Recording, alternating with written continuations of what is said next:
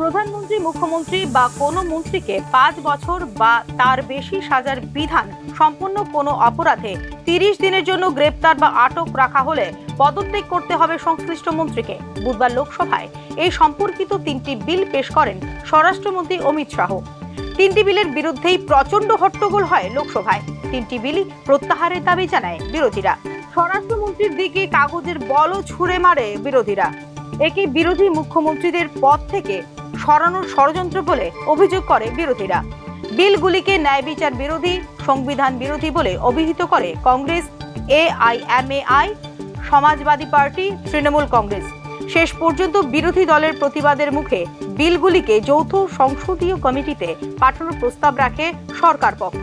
এই 3টি বিল আলাদাভাবে আনা হয়েছে কারণ কেন্দ্রীয় সরকার, রাজ্য সরকার এবং কেন্দ্রশাসিত অঞ্চলের জন্য রয়েছে আলাদা আলাদা বিধান। প্রথম বিলটি হলো 130তম সাংবিধানিক সংশোধনী বিল 2025, যা কেন্দ্রীয় ও রাজ্য সরকারের ক্ষেত্রে প্রযোজ্য হবে। দ্বিতীয় বিলটি হলো কেন্দ্রশাসিত অঞ্চল সরকার সংশোধনী বিল 2025, যা কার্যকর হবে কেন্দ্রশাসিত অঞ্চলগুলির জন্য। জম্মু ও কাশ্মীর পুনর্গঠন সংশোধন বিল 2025 হলো তৃতীয় বিল, যা বাস্তবায়িত হবে জম্মু ও কাশ্মীরের উপর। উল্লেখ করা যেতে পারে 6 মাস আটক ও জেলে থাকার পরও পদত্যাগ করেননি দিল্লির মুখ্যমন্ত্রী অরিন্দম কেজরিওয়াল। কেজরিওয়ালই প্রথম মুখ্যমন্ত্রী যিনি গ্রেপ্তার হন দায়িত্ব পালনকালে। অপরদিকে 2041 দিন আটক ও জেলে থাকার পরও পদত্যাগ করেননি তামিলনাড়ুর মন্ত্রী ভি সেন্থিল বালাজি। এই 3টি বিল গণতন্ত্র এবং সুশাসনের বিশ্বাসযোগ্যতাকে শক্তিশালী করবে বলে বিশ্বাস করে কেন্দ্রীয় সরকার।